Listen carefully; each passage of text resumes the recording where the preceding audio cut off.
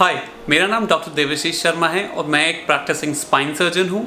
आज हम लोग बात करेंगे स्लिप डिस्क सर्जरी की कॉस्ट के बारे में। बहुत सारे पेशेंट्स हमसे ये क्वेरी पूछते हैं कि सर स्लिप डिस्क सर्जरी की कॉस्ट किस तरह से होती है और कितनी वेरिएट करती है। तो देखिए, बहुत ज़्यादा इम्पॉर्टेंट बात है कि सर्जरी आप कहाँ करवा रहे हैं, सर्जरी किस माध्यम से हो रही है और सर्जरी की जो जियोग्राफिकल लोकेशन है वो क्या है। सर्जरी के प्राइसेस कई तरीके से वेरिएट कर सकते हैं। हम लोग एक एवरेज की बात करें तो अगर हम बात करें दिल्ली NCR रीजन में तो स्लिप डिस्क की सर्जरी करीब 60,000 रुपये से शुरू हो जाती है और करीब 2.25 लाख तक जा सकती है और कभी कभी बहुत बड़े कॉरपोरेट हॉस्पिटल्स में 3-3.5 लाख रुपए तक भी जा सकती है। तो सबसे बड़ा सवाल आता है कि इतना ज़्यादा वेरिएशन क्यों है, 60,000 से लेके 3.5 लाख तक, इसका क्या मतलब है। तो देखिए, बहुत सारी बातों पे ये बात डिपेंड करती है कि आप स्पाइन सर्जरी या स्लिप डिस्क की जो सर्जरी है वो किस तरह से की जा रही है। अमूमन रूप में देखें तो हॉस्पिटल किस स्टैंडर्ड का है, जैसे कि अगर आप बहुत ही लो क्लास हॉस्पिटल में सर्जरी करा रहे हैं या बहुत ही बेसिक हॉस्पिटल में सर्जरी करा रहे हैं तो उन हॉस्पिटल्स की रनिंग कॉस्ट कम होती है। अगर रनिंग कॉस्ट कम होती है तो बिल टू द पेशेंट भी ऑब्वियसली कम होता है और इसकी वजह से आपका जो टोटल बिल होता है वो कम बनता है। तो यहाँ पर सबसे कम में एक सर्जरी की जा सकती है। फिर मिडिल क्लास हॉस्पिटल्स आते हैं। मिडिल क्लास हॉस्पिटल्स में क्या होता है कि रिलेटिवली सर्विसेज बेटर हो जाती हैं और पेशेंट की जो बिलिंग होती है वो मिडिल क्लास के हिसाब से लो क्लास हॉस्पिटल्स के कंपैरिजन में बढ़ जाती है। और फिर टॉप लेवल हॉस्पिटल्स आते हैं या जिनको हाई एंड कॉर्पोरेट सेटअप्स कह सकते हैं, जिनमें कि बहुत सारे कॉर्पोरेट पॉलिसीज काम करती हैं, बहुत सारे इंश्योरेंसेस काम करते हैं। ऐसे कॉर्पोरेट हॉस्पिटल्स में पैसे काफ़ी ज़्यादा बढ़ जाते हैं। क्यों? ऐसा नहीं है कि वो ज़्यादा पैसे लेना चाहते हैं आपसे हॉस्पिटल में। इनफैक्ट इंटरेस्टिंग बात यह है कि जो कॉर्पोरेट हॉस्पिटल्स होते हैं वो पर पेशेंट सबसे कम कमा रहे होते हैं, क्योंकि उनके रनिंग एक्सपेंसेस इतने ज़्यादा होते हैं कि वो आपको सर्विसेज सस्ते में दे ही नहीं सकते। हाँ, वहाँ पर सर्विसेज 5 स्टार की तरह होटल की तरह होती हैं।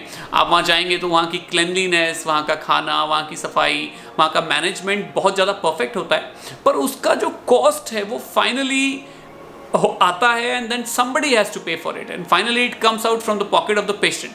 तो इसलिए वो जो खर्चा होता है वो सारा पेशेंट को ही वहन करना पड़ता है फाइनली, और वो काफ़ी ज़्यादा, कई गुना ज़्यादा कभी कभी होता है।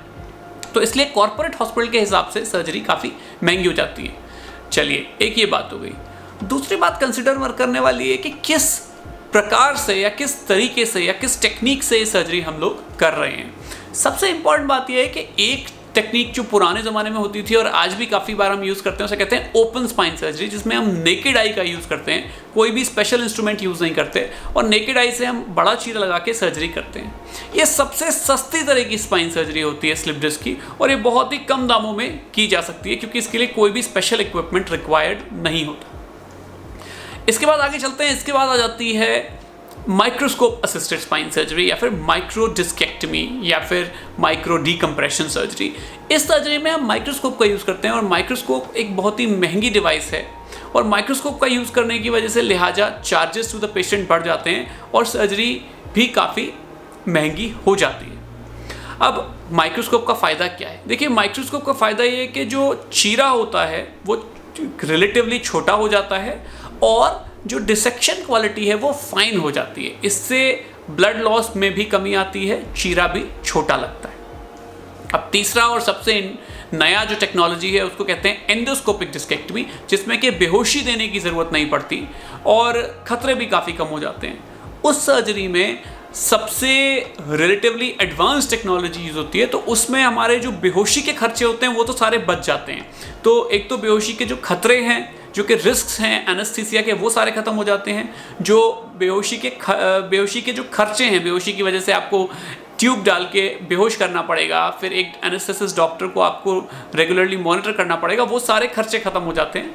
पर इसमें दूसरा खर्चा जो जाता है एंडोस्कोप का, क्योंकि एंडोस्कोप बहुत ही कॉस्टली इक्विपमेंट है और एंडोस्कोप की वजह से जो सर्जरी की कॉस्ट होती है वो रिलेटिवली काफ़ी बढ़ जाती है। तो एंडोस्कोप एक सर्जरी बहुत ही छोटी होती है, उसमें चीरफाड़ करने की ज़रूरत नहीं पड़ती, ब्लड लॉस उसमें नहीं होता उसमें टाँके लगाने की ज़रूरत नहीं पड़ती और उसमें बेहोश करने के जो खतरे हैं वो भी नहीं रहते, लेकिन कॉस्ट थोड़ी हायर साइड पे रहती है क्योंकि उसमें एंडोस्कोप का खर्चा, और एंडोस्कोप में एक स्पेशल इक्विपमेंट यूज़ होता है जिसे कहते हैं रेडियो फ्रीक्वेंसी एब्लेटर प्रोब, जिसको कि आप यहाँ पर डायग्राम में देख पा रहे हैं। ये एक डिस्पोजेबल आइटम है जो कि बहुत ही कॉस्टली होता है, पर इसकी खासियत ये है कि इसको जब भी हम किसी सर्जरी में या एंडोस्कोप में यूज़ करते हैं तो हम बहुत ज़्यादा फाइन वेसल्स को रोक सकते हैं ब्लीडिंग करने से, और उससे क्लियरिटी बहुत ज़्यादा बढ़ जाती है, और ऐसे टिश्यूज़ जिनको निकाला नहीं जा सकता उनको वहीं की वहीं हम श्रिंक करके छोटा कर सकते हैं और नस पे दबाव हटा सकते हैं। तो ये बात रही एंडोस्कोपिक सर्जरी की और स्लिप डिस्क की कॉस्ट की। तो अगर आपको ये वीडियो पसंद आया है तो आप इसको लाइक करिए, और इस तरह के वीडियोस और देखने के लिए आप हमारे चैनल को सब्सक्राइब कर सकते हैं। और हाँ, अगर आपको इस तरह की कोई भी प्रॉब्लम है तो आप नीचे दिए गए नंबरों पे और नीचे दी गई वेबसाइट पे संपर्क कर सकते हैं। हमारी टीम आपको हेल्प करने की पूरी कोशिश करेगी। Thank you.